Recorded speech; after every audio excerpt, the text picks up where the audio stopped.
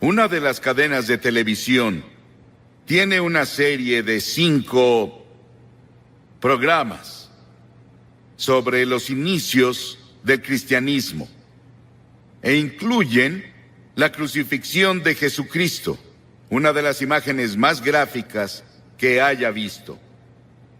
Y entre todos los emblemas del mundo, ninguno es admirado, glorificado y adorado como la cruz. Fue el instrumento del sufrimiento de Cristo y de su muerte, y también el instrumento de nuestra salvación.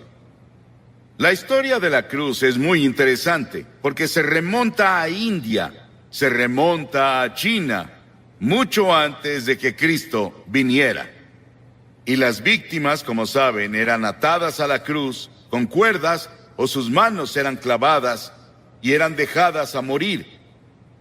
Y el calor del sol, el peso de su cuerpo y la tortura que pasó antes de ir a la cruz, tardaban a veces 2 o 3 días y a veces una semana para que la persona muriera en una cruz, la más terrible, la más fea, la más dolorosa forma de morir que podamos imaginar.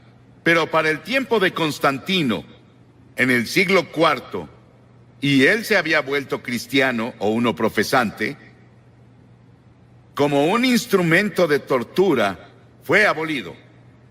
Y luego en las naciones cristianas comenzaron a usar la cruz como símbolo del cristianismo. Era labrada en sus carretas, sobre lo que tenían, y la cruz se volvió el símbolo de todo lo que representaba el cristianismo. Y a través de organizaciones como la Cruz Roja, se ha vuelto un símbolo internacional de buena voluntad y ayuda a otras personas.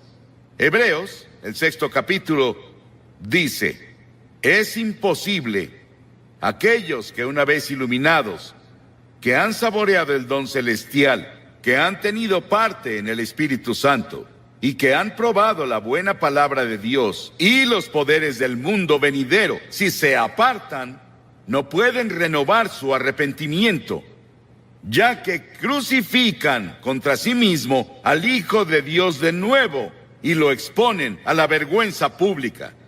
Siempre que se proclama el Evangelio, los que escuchan el mensaje y reciben a Cristo como Salvador, lo hacen a través de la cruz, pero si descuidas o rechazas la oferta de Dios de amor y misericordia de la cruz, tú ayudaste a crucificar a Jesucristo. Por eso está mal decir que los judíos crucificaron a Cristo, como los cristianos decían principalmente en la Edad Media, y solían intentar convertir a los judíos a punta de espada, con una pistola en su cabeza o con un cuchillo en su cuello para intentar hacer que se convirtieran, porque decían que eran los asesinos de Cristo. Ellos no mataron a Cristo. ¿Sabes quién fue? Todos nosotros. Todos tuvimos parte en su muerte, porque su muerte fue planeada antes de la fundación del mundo, por el pecado. Y la Biblia dice que todos pecamos y no alcanzamos la gloria de Dios. Hay 4 dimensiones de la cruz en las que pienso cuando hablo de ella. Pienso en la amplitud de la cruz. El amor de Cristo se manifiesta en la cruz de Cristo, que incluye a todo el mundo.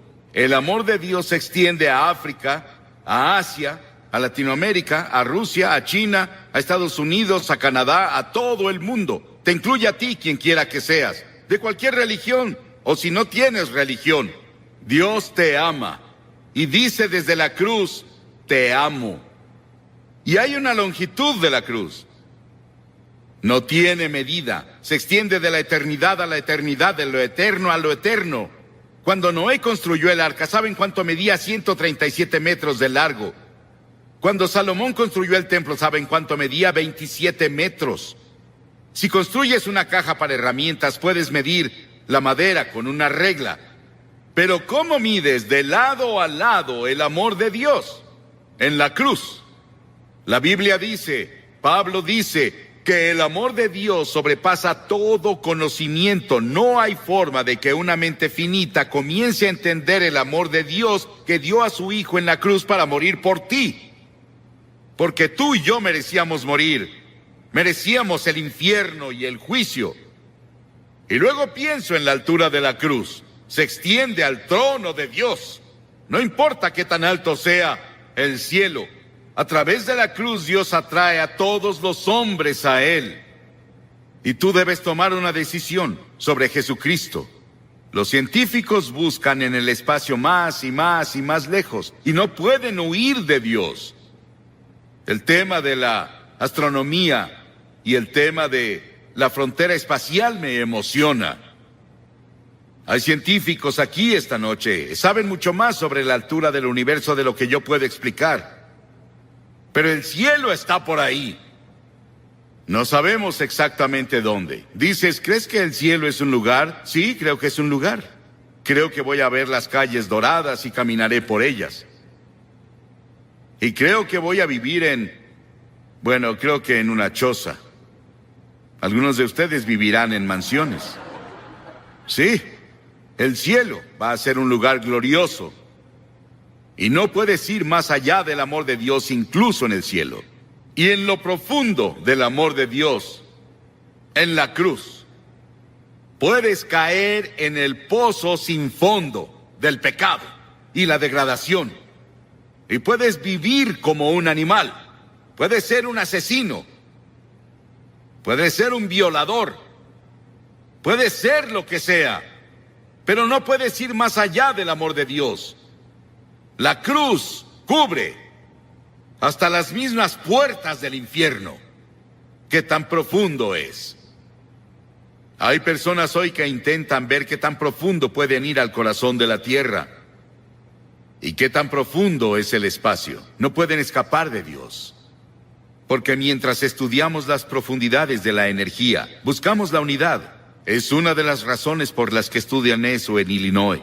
La Biblia dice que profundas son las riquezas de la sabiduría y del conocimiento de Dios. Atrae a cada pecador a la exaltada altura del cielo. Pero yo, cuando sea levantado de la tierra, atraeré a todos a mí mismo, dijo Jesús. Piensa en la cruz por un momento y en su sufrimiento, por ti y por mí. Dice que Jesús soportó 5 heridas básicas, que los médicos definen como: primera, contusión, cuando lo golpearon en la cabeza y lo torturaron y le pusieron la corona de espinas por ti. Laceración, le descubrieron la espalda y con látigos de cuero largos con ganchos de acero en la punta lo golpearon hasta que sangraba, de pies a cabeza. Era el método romano, torturaban a los prisioneros antes de llevarlos a la cruz. Luego hubo penetración cuando le enterraron la corona de espinas en la frente y su cabeza sangró. Hubo una perforación cuando clavaron los clavos en sus manos y pies. Hubo una incisión cuando le pusieron la lanza en el costado. Ese sufrimiento, esos clavos en sus manos y pies, los pusimos tú y yo y todas las personas del mundo, porque todos tuvimos parte en la muerte de Cristo por nuestros pecados. Nuestros pecados lo pusieron en la cruz y tú participaste. Tal vez estás viendo por televisión en algún lugar y te gustaría venir a la cruz esta noche y encontrar el amor de Dios y el perdón de Dios y el toque de Dios en tu vida. Y luego quiero que vayamos a la cruz desde otro punto de vista. Quiero que veamos las frases de Cristo desde la cruz. En general oímos un sermón así, un Viernes Santo, y eso es todo. Pero la mayoría no vamos a la iglesia el Viernes Santo, y nunca lo oímos. Hay 28 profecías en el Antiguo Testamento sobre la cruz, capítulos enteros. Está Génesis 22 y Salmo 22 e Isaías 53 y Levítico 16, que especialmente tienen que ver con el sufrimiento de Cristo en la cruz. Cientos y miles de años antes de que Él fuera a la cruz. Estaban bajo la inspiración del Espíritu Santo, los autores del Antiguo Testamento. Y los primeros vienen del Salmo 22. Jesús estaba citando las Escrituras cuando dijo: Dios mío, ¿por qué me has abandonado? Es una cita del Salmo 22, pero luego vas un poco más lejos y verás por qué lo dijo. Porque las Escrituras dicen: tú eres santo. Nunca entenderás el Antiguo Testamento con todos sus sacrificios de sangre. Nunca entenderás la Biblia. Nunca entenderás la muerte de Cristo en la cruz hasta que entiendas que Dios es santo y justo y puro y que no puede ni siquiera ver el mal. En ese terrible momento de agonía del Señor Jesucristo en la cruz, Él estaba solitario, olvidado por sus amigos. Y luego llegó una sombra por primera vez desde que la eternidad comenzó, entre Dios el Padre y Dios el Hijo. Porque Dios no puede ver el pecado, porque en ese momento Él puso tus pecados y los míos en Cristo. Y Cristo sufría por nosotros. Y en ese momento misterioso, fue hecho pecado por nosotros el que no conoció pecado. ¿Sabes qué significa? Fue hecho pecado. Él no conocía pecado. Nunca dijo una mentira. Nunca tuvo un pensamiento malvado. Nunca tuvo avaricia o lujuria. Y de pronto, toda esa suciedad y mugre de tu vida y de mi vida descendieron en Él. Y nadie entenderá nunca el misterio de ese momento. Ningún teólogo puede explicarlo, que me convenza al menos. Fue el gran amor de Dios por ti que permitió que su Hijo tomara ese sufrimiento. Y la segunda cosa de la cruz que oímos es cuando Él dijo, tengo sed. Y ese es el cumplimiento del Salmo 69:21. Y cuando dijo, tengo sed, le dieron vinagre a beber, mezclado con hiel, y cuando Él lo probó, no lo bebió. Lo probó, como leemos en Juan, en otro de los evangelios, pero Él no lo tomó. ¿Por qué? Porque hubiera sido un sedante. Le hubiera quitado algo del sufrimiento. Y Él estaba ahí para tomar todo el sufrimiento con conciencia absoluta. Por ti y por mí. No lo aceptó. Él debía sufrir la terrible agonía y llevar nuestros pecados a la cruz, consciente. Por ti. Y si hubiera sido la única persona en todo el mundo, habría muerto por ti. Y luego en Lucas 23:34 hay otra cosa que dice de la cruz. Él dijo, Padre, perdónalos. No saben lo que hacen. Estaba hablando de esos soldados que lo estaban clavando. La multitud que estaba ahí que gritaba e injuriaba contra Él. 72,000 ángeles sacaron sus espadas listos para venir a rescatarlo. Y Él dijo, no. Lo hago porque los amo. Verás, tú y yo hemos pecado contra Dios, quebramos sus leyes, y Él dijo, el día que rompas mis leyes, sufrirás y morirás. Él se lo dijo a Adán y Eva, ellos rompieron la ley. Pecaron, eso significa. Y verás, Dios nunca quiso que nadie muriera. Y Dios no creó el infierno para nosotros.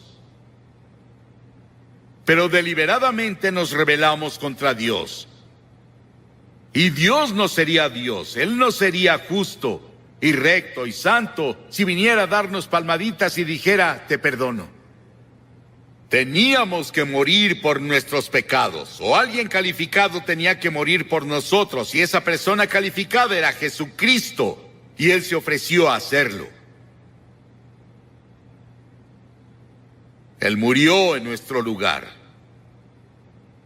Oí sobre una mujer que le escribió a un columnista y dijo que su cura para la culpa era ir a su propio jardín, cavar un agujero en la tierra, recostarse boca abajo, decir de que era culpable y confesar todas sus faltas en ese lugar que cavó y luego cubrirlo.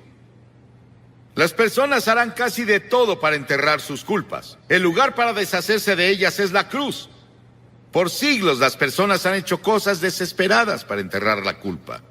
James Nelson, sobre quien leímos el año pasado, de joven, en una escena llena de alcohol, golpeó a su madre hasta matarla con un ladrillo.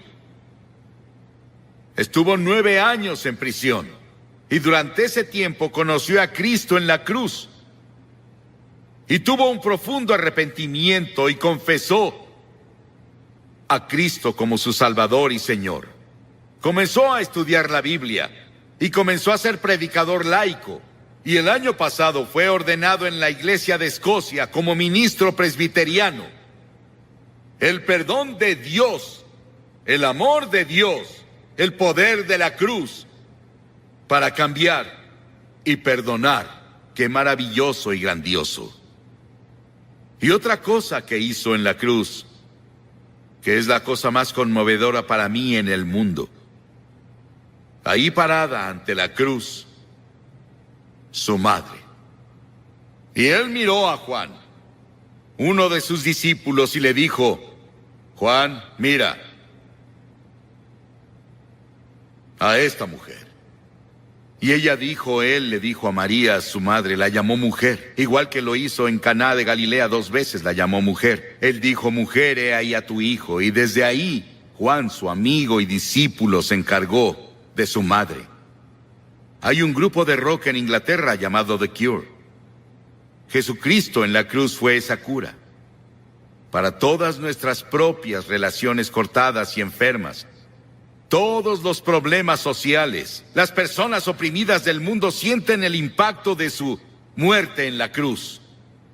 Y hubo otra declaración en la cruz. Él dijo: consumado es, terminé. ¿A qué se refería? En Juan 17 él dijo: he terminado el trabajo que me diste a hacer. Dios le dio un trabajo a hacer y el trabajo era morir en la cruz. Para esto he nacido, dijo él, vino a morir. Es el único hombre que vino para morir. Para eso vino. Nos preguntamos por qué él no alimentó a todos y no curó a todos. Pudo hacerlo.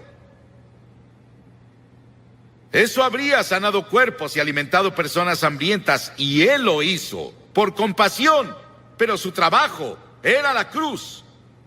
Y por eso la cruz es tan importante, porque ahí enfrentas la eternidad. Verás, el cuerpo irá a la tumba, pero tu alma, tu espíritu, que es parte de ti, vive para siempre, y vive dentro de tu cuerpo, seguirá vivo y vivo y vivo. ¿Dónde vas a pasar la eternidad? ¿En el cielo o el infierno? Se decidirá por la cruz lo que haces con la cruz. Porque desde la cruz Él te pide que te arrepientas de tus pecados y lo recibas como Señor y Salvador. Sí, fue consumado. Y luego dijo algo más. En Lucas 23, y cuando Jesús había clamado en voz alta, dijo: Padre, en tus manos encomiendo mi espíritu. He visto a personas morir. Bastantes personas morir. Oigo su estertor de muerte en su garganta. Pero no hubo estertor de muerte en la garganta de Jesús. No le quitaron la vida a él. Él la entregó voluntariamente y dijo en voz alta, noten que es voz alta, dijo: te encomiendo mi espíritu. En tus manos, Señor, encomiendo mi espíritu. Él entregó su espíritu a Dios el Padre. Y al decir esto, Él nos otorgó a cada uno de nosotros la posibilidad del regalo de la vida eterna. Puedes tener vida eterna esta noche. Estábamos perdidos, confundidos, sin un propósito ni significado en la vida, sin seguridad de una vida futura. Y Jesús desde la cruz nos alcanzó por la muerte y nos rescató. Y le decimos hoy, Señor y Salvador. ¿Estás seguro de que Él es tu Señor y tu Salvador? Miles de personas van a la iglesia, pero no están seguros de si han entregado sus vidas a Cristo. Y luego al final hubo una declaración que le hizo al ladrón en la cruz. Las masas abajo gritaron: si eres el Hijo de Dios, baja y sálvate tú. Y otros le decían: salvó a otros, pero no puede salvarse él. Se burlaban, abucheaban, se reían.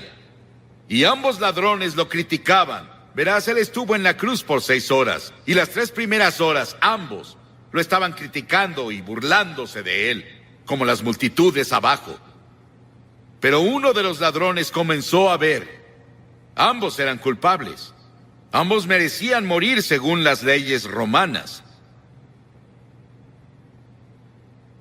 Pero uno de ellos comenzó a ver a Jesús. Y comenzó a ver algo que no había visto nunca antes. Él vio que Jesús era diferente y comenzó a decirse: debe ser el Hijo de Dios. Debe ser el Señor. Y 83 encuestó a estadounidenses y obtuvo que el 86% dicen que creen en la existencia del infierno. ¿Imaginan eso? 86% de los estadounidenses creen en el infierno. Nunca puedes entender el infierno hasta que primero entiendes el gran amor, misericordia y gracia de Dios. Y nunca debe ser predicado por ningún predicador sin lágrimas. He escuchado predicadores predicar sobre el infierno como si se alegraran del infierno y de que las personas vayan ahí. Pero yo no. No me gusta predicar sobre eso. Solo lo hago porque me mandan las escrituras que predique la palabra. Y es respaldado por el amor, la misericordia y la gracia de Dios que yo debo predicar. Verán, el infierno no fue hecho para el hombre.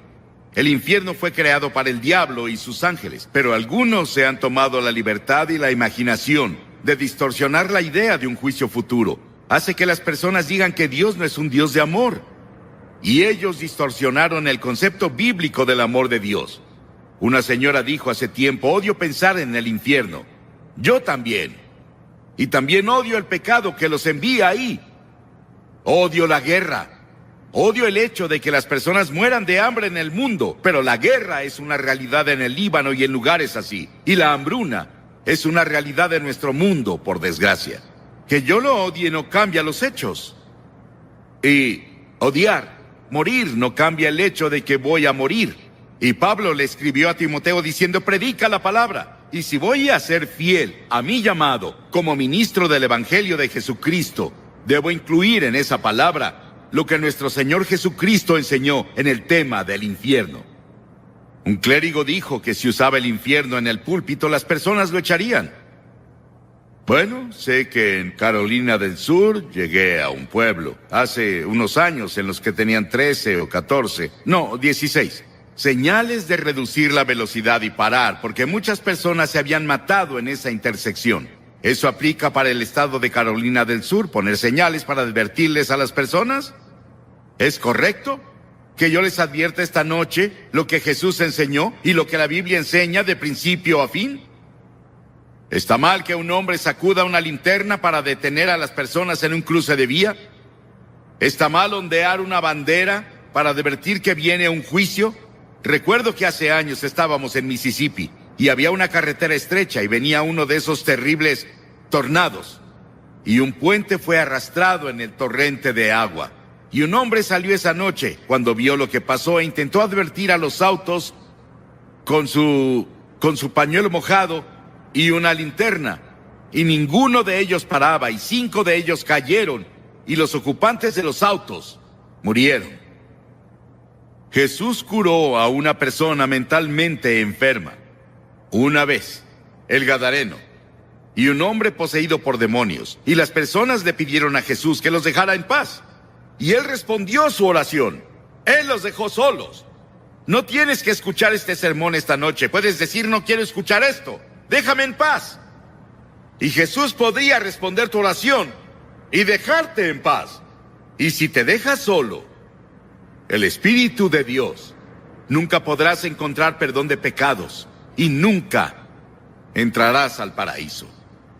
Las personas no quieren ser advertidas sobre el juicio y el infierno. Y dirás que no es asunto mío. Bueno, imagina que eres alguien ahogándose y yo tengo el bote del Evangelio y no dejaré que te ahogues, si puedo ayudarte. Eres un hombre hambriento y yo tengo el pan de la vida, no voy a dejarte sin pan. Eres un hombre envenenado, lleno del veneno del pecado, y yo tengo el antídoto del Evangelio de Cristo y no te dejaré morir, no te dejaré solo. Estás en la oscuridad y perdido, yo tengo la luz del Evangelio y no te dejaré solo. Estás en atadura y yo hablaré la verdad que te traerá libertad. Estás enfermo y yo hablaré de verdad que te traerá salud. Estás en el camino amplio que lleva a la destrucción, y yo hablaré la verdad que te transferirá al camino estrecho que lleva a la vida eterna. Estás en una tormenta en el mar, y te hablaré la verdad que te llevará al puerto de la seguridad. Y algunas personas dicen que en realidad no estamos perdidos. El diablo le dijo eso a Eva en el jardín del Edén. Cuando Dios dijo que morirás si comes el fruto del árbol prohibido. El diablo llegó a susurrar en su oído en la serpiente y dijo, de seguro no morirás. A eso se le llama universalismo. En otras palabras, todos son salvados. Solo no lo saben. Algunas personas lo dicen y tenemos una forma sutil de universalismo que se está filtrando a todo grupo evangélico de hoy, de que de seguro no moriremos. Que no existe eso del infierno. Pero creo que existe, de acuerdo con las enseñanzas de las Escrituras. Creo que es intuitivo. El hombre en todo el mundo cree que un día tendrá que dar cuentas y va a tener que sufrir de cierta forma por la vida desobediente que vivió aquí. Y luego Jesús constantemente lo enseñó. Nadie en las Escrituras habló más sobre el infierno que Jesús. Él dijo, y cualquiera que lo maldiga quedará expuesto al infierno del fuego. Lo dijo en el capítulo 13 de Mateo. El Hijo del Hombre enviará a sus ángeles y arrancarán de su reino a todos los que pecan y hacen iniquidad, y los arrojarán al horno encendido, donde habrá llanto y rechinar de dientes. Mateo 25:41 dice, luego dirá a los que estén a su izquierda, apártense de mí, malditos, al fuego eterno preparado para el diablo y sus ángeles. Si tu mano te hace pecar, córtatela. Más te vale entrar manco en la vida eterna que con tus dos manos ser arrojado al infierno. Dijo que es mejor vivir la vida con un ojo, una mano, una pierna, que ir al infierno con todo. La Biblia enseña que hay al menos 3 tipos de infierno. Primero, está el infierno en el corazón. Miles de personas aquí tienen un infierno en su corazón. Y ahí es en donde comienza. La mayoría del mundo asume que la naturaleza humana es buena, pero la Biblia nos enseña que básicamente es mala. Por naturaleza somos egoístas, pecaminosos, obstinados y perdidos. En pecado me concibió mi madre, dijo David. Todos somos pecadores y nacemos en el pecado, y luego cuando llegamos a la edad de la responsabilidad, tal vez los 7, 8, 9 o 10 años, elegimos pecar. Luego nos volvemos pecadores por práctica. Y practicamos el pecado incluso si tenemos computadoras. Usamos las computadoras hoy para hacer fraudes y todo tipo de cosas. Y luego todas las cosas que están ahí, vemos plantas de marihuana en los bosques y donde las personas las plantan. Todo lo que ves y cualquier comité de investigación que nombres encontrará serpientes, porque la naturaleza humana es maligna. La naturaleza humana es mala. Y por esa razón necesita redención, transformación, necesita un nuevo nacimiento, es lo que Cristo vino a hacer. Infierno en el corazón. Está el infierno de la culpa. Un hombre me escribió hace tiempo. Él engañaba a su esposa. Vivía medio tiempo con otra mujer en otra ciudad. Y dijo, estoy viviendo un infierno. Él se vio atrapado y era un infierno. Y la Biblia nos enseña que hay una muerte ardiente como el infierno en el corazón humano. Y cada persona que parece buena, íntegra y espléndida puede convertirse en un asesino violento y un maníaco de repente. Conozco a una mujer refinada, hermosa. Su esposo era uno de los líderes de la comunidad. Y sin ninguna provocación en absoluto, mientras él dormía, ella tomó una pistola y le disparó, lo mató. Ella está en prisión ahora. Y leemos eso a diario en el periódico. Las personas dicen que eran personas buenas, refinadas, hacían todo tipo de cosas y nunca imaginaron que harían eso. Y en el corazón hay culpa. Y está el infierno de la inquietud. La Biblia declara, el malvado es como un mar agitado. Vimos el verano pasado.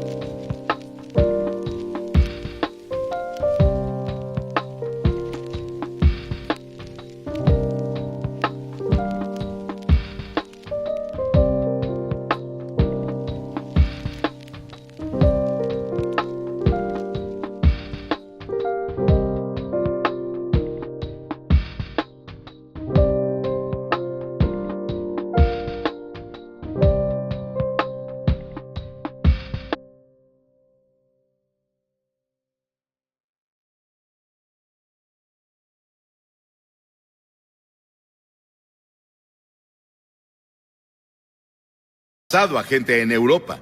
Fuimos a Ámsterdam a dar una conferencia sobre evangelistas itinerantes. La considero una de las más grandes conferencias impartidas en la historia de la iglesia cristiana. Y nos vimos con muchas otras personas que estaban solo buscando algo, no sabían qué. Vi a estadounidenses y personas de Japón y de todos lados corriendo como si su vida dependiera de ello. No sabían a dónde iban o qué hacían, solo iban, intentando encontrar descanso y paz.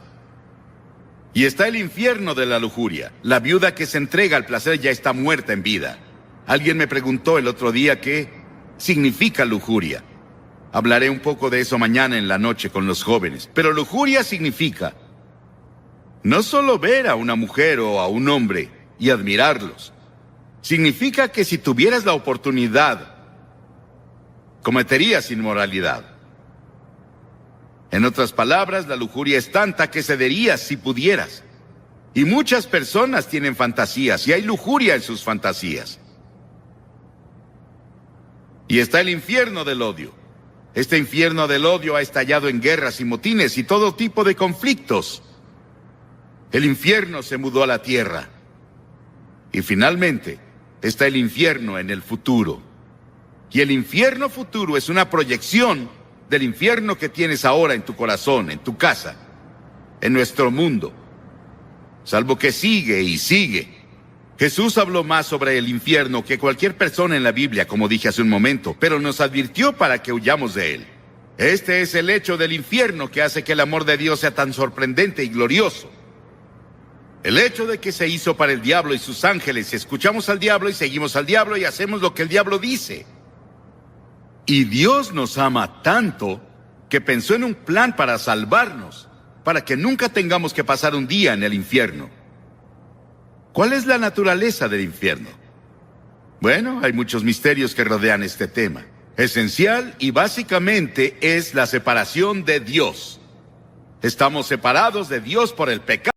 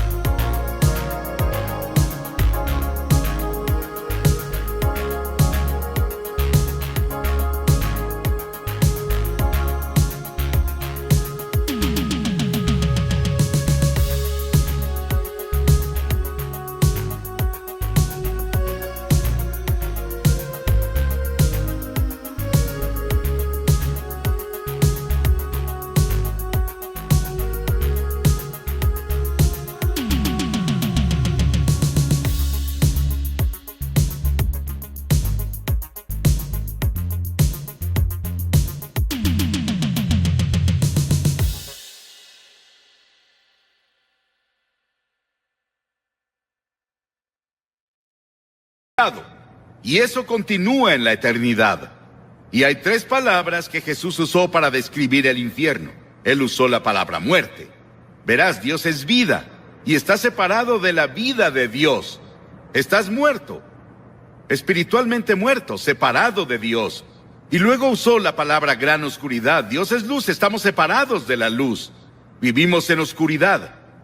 Y luego usó la palabra fuego. Y seguido me pregunto si ese es un fuego terrible dentro de nuestros corazones por Dios, por la comunión con Dios que nunca puede ser saciado. Hemos rechazado a Dios, le hemos dado la espalda a Dios. Nunca podemos conocer a Dios. Se indica en esta historia que este hombre no tenía una segunda oportunidad. Se indica en esta historia que este hombre se volvió muy evangelístico. Él quería alcanzar a sus hermanos.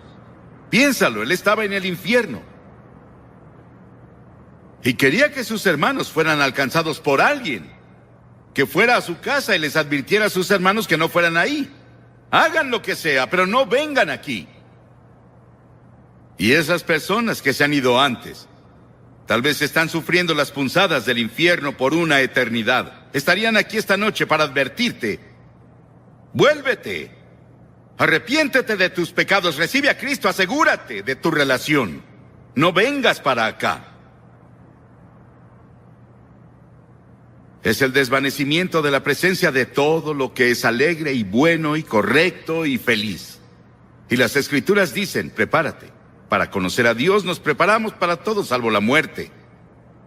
Nos preparamos para la educación, los negocios, las carreras, el matrimonio, la vejez, pero no para el momento del juicio. Quitamos todo tipo de seguro que podemos si nos preocupamos sobre las pensiones de la vejez, la seguridad social y el resto de eso. Pero no tienes la seguridad de tu relación con Cristo. Está establecido que los hombres mueran una sola vez y después el juicio. La muerte es un suceso que cada hombre considera antinatural cuando se relaciona a él mismo, pero natural cuando se relaciona a otros. Sabemos que otro hombre va a morir. Sabemos que el cáncer va a atacar a otra persona. Sabemos que la otra persona morirá de un ataque cardíaco en un choque automovilístico, pero no yo. Y vivimos como si fuéramos a vivir para siempre, y no es así. Todo terminará en poco tiempo para todos aquí. Y estarás en la eternidad. ¿Dónde estarás? ¿Apartado de Dios o con Cristo en el paraíso? El hombre en la cruz que estaba muriendo con Jesús era un pecador terrible. Merecía ser crucificado. Merecía la pena según la ley. Y dijo que lo merecía. Y se volvió a Jesús y dijo, Señor, recuérdame cuando vengas en tu reino. Es todo lo que dijo, recuérdame. Él no tuvo tiempo de ser bautizado, no tuvo tiempo de unirse a una iglesia. No tuvo tiempo de hacer nada salvo creer. Y Jesús dijo, hoy estarás conmigo en el paraíso. Piénsalo. La primera persona que Jesús se llevó al paraíso con él era un ladrón, un asesino, un hombre que merecía el infierno.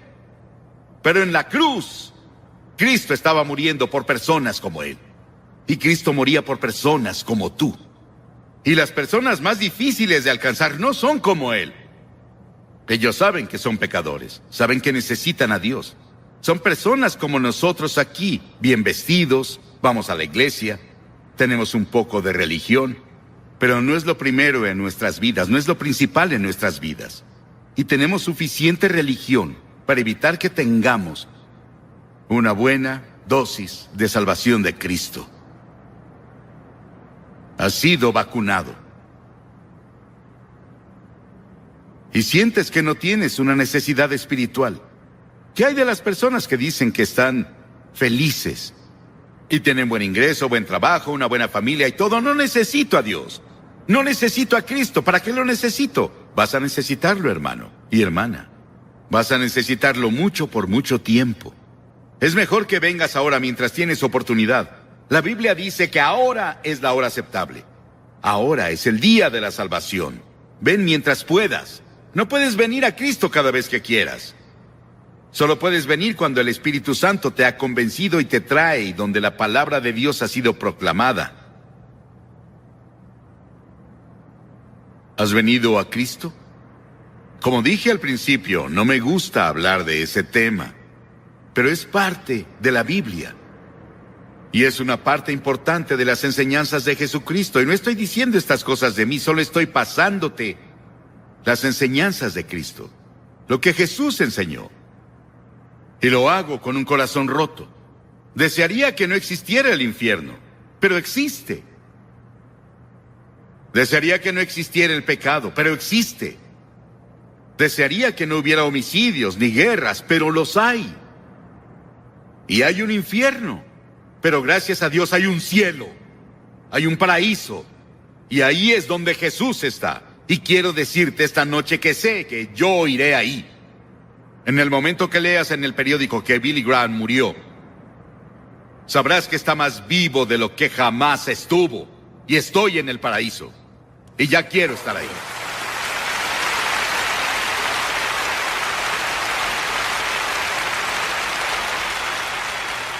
Y miles de ustedes aquí esta noche pueden decir lo mismo.